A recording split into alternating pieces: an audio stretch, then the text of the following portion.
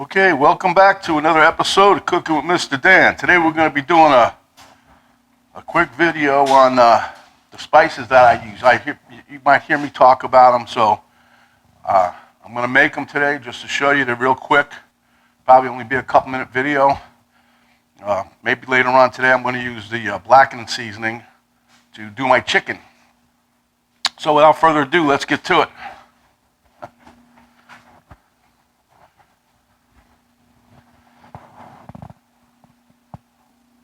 Okay, so here we are. This is going to just be my salt and pepper mix. That's it. That's what I use. You guys see me sprinkle it all the time. Now I'm going to make that.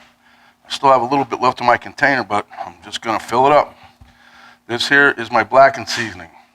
There's 8 ingredients that go in here. Well, one of which is the pepper. That's over there. So there's 7 more ingredients. So what I'm going to do, I'm going to tell you what it is and how much when I put it in the container. So let's go.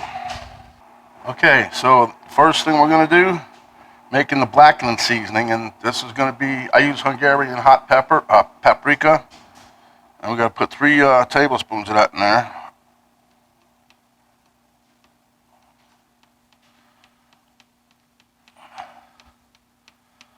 This stuff has a little kick.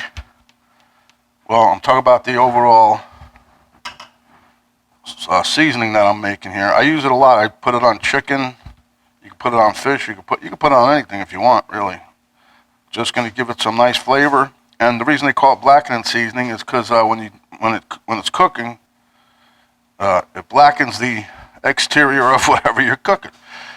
Hence the name Blackening Seasoning. All right, hold on. I got to get me my other container. Okay, so I got some more paprika.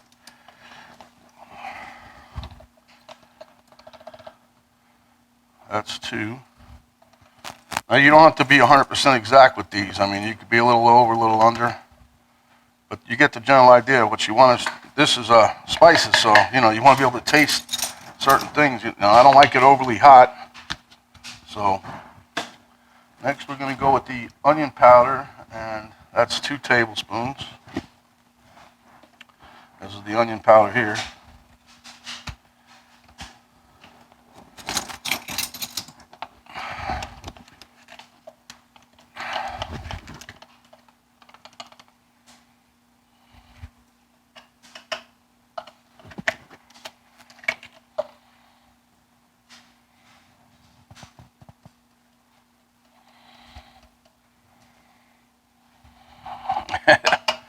No more onion powder for the kid here, huh?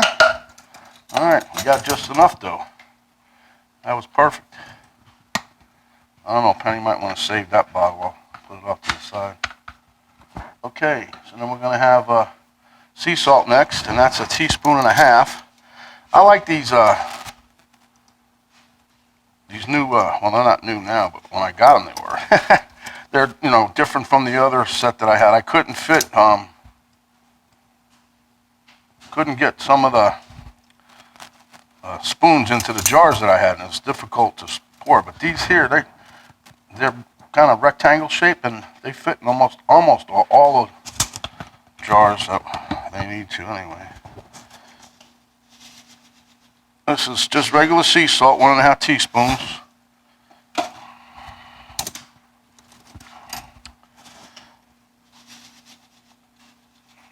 I'll have to get more of this too, huh? Oh yeah. Now I only have a little bit left there, but I'm not gonna be pouring that in there. Salt, too much salt, no good for you, huh? Okay, the garlic powder goes next. And that's 1 teaspoon of the garlic powder. Whew, open that jar, boy. Get a whiff of that stuff up your nose, huh? Okay, so now we're gonna play the game, huh?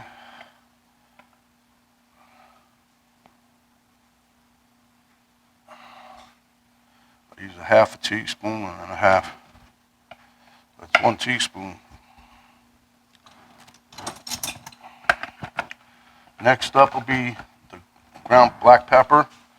I used to grind my own, but I kind of don't care for the crunch, I guess. And then we're going to put 1 teaspoon of that in there. Now we'll just do the same one. take 2 of these.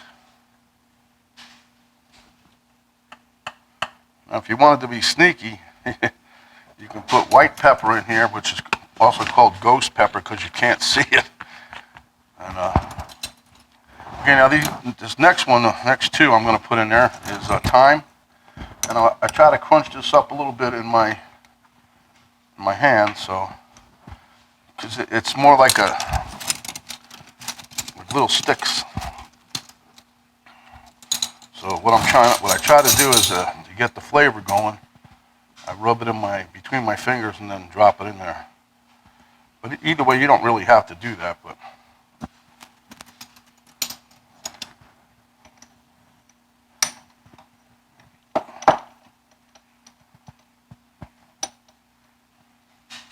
all right, that's good. Now see that? I put that in my hand. That's what it looks like. And then I just try to grind it a little finer. I need to get me a mortar and pestle set.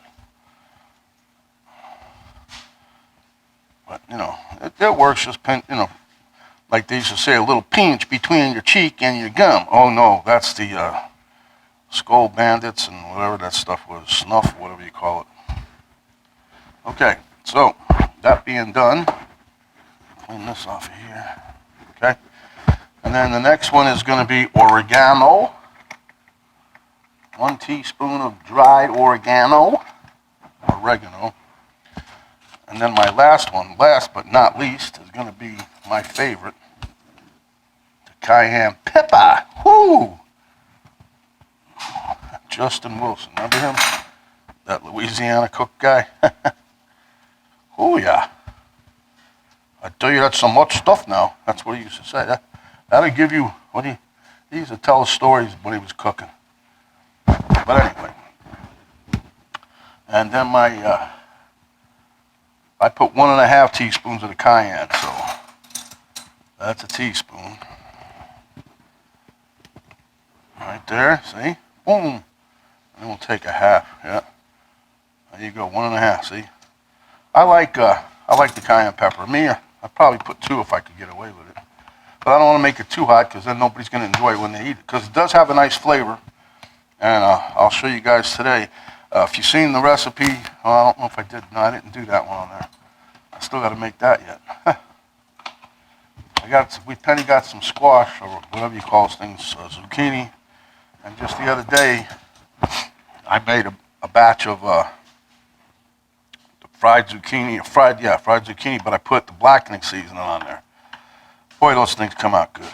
And that's like the first time I ever really ate that. I mean, I've eaten it before. I don't like it. I didn't like it before, but it's squishy, I guess. I don't know. Okay, so here's what we're looking at right here. See this here? That's what you got. That's what the color looks like. It's nice, bright, like an orangey color. Anyway, then I put it in an airtight container, and I keep it right by the stove. And then when you're using it, let me just show you real quick. You know, you don't take spoonfuls of it or nothing. You just like this. We just take a little pinch, and you just drop it on, sprinkle it over the food. That's a pinch or 2. Makes your finger a little red, so you got to wash them. But that's what you do with it. You don't take spoonfuls of it. Okay, so that's my blackening seasoning. Okay, that's the one down.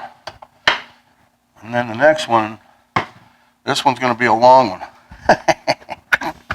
Okay, so this one, I put 7 tablespoons of salt and 4 tablespoons of pepper.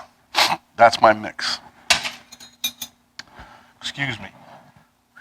Okay, so we're back. I had a sneeze. I've been sneezing since yesterday. But anyway, we're going to put first and this is kosher salt, by the way. It's not as salty as your regular salt, and they can see it. So that's 2. That's 3.